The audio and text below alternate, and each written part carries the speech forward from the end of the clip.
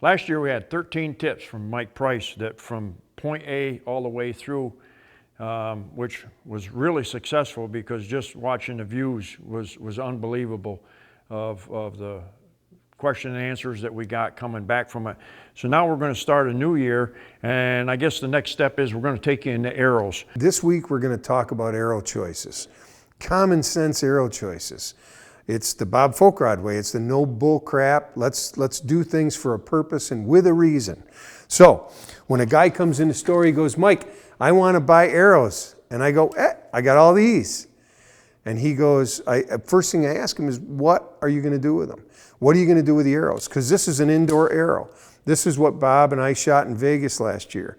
It's heavy, but it's big in diameter compared to other shafts. But I don't care. All I wanted to do is hit the middle, and if it's a little bigger, I might catch a line. If I touch the line, I get the score. So big, heavy, large diameter. So this is a 3D shaft. This is a 6.9 grain per inch arrow, very, very light. Okay, I've got 90 grains up front. So that's built for 3D. It's flatter than that big, heavy arrow. So I can make a little bit of a misjudge on my yardage, but I might still get a 10, so real light. And this is a field shaft. Now this is heavy. This is heavy, similar to my hunting shaft. So, but this is even smaller diameter than my hunting shaft. It drifts less in the wind. We can shoot this arrow out at 100 yards and have a lot less wind drift than, let's say, this 3D shaft. So less wind drift, a little heavier, it carries farther.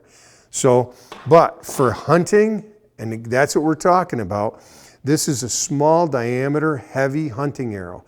Small diameter, less wind drift. So if it's coming to the animal and it's going sideways because the wind drifts it, it's going to hit the animal and be kicking sideways. The energy's not going forward. So I want that energy going forward so that energy to this arrow passes through, or gives me a better likelihood of passing through the animal.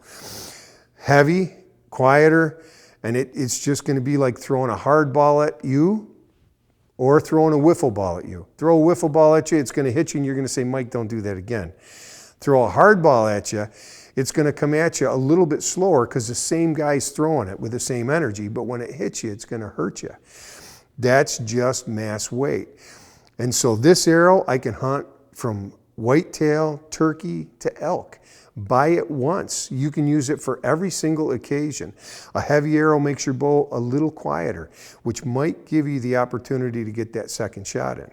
So we're going to go into a little more detail with arrow selection later, but this should help you.